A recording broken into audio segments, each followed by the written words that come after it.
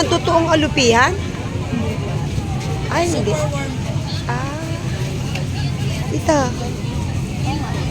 Ba't parang snake, ano? Parang snake.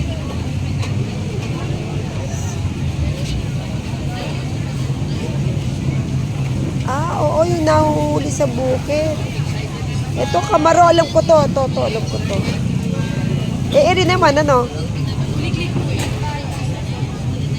Nakukuha sa mga punong kahoy? Ay, eto, oh. Crickets, diglig. Exotic food po ito. Ayan.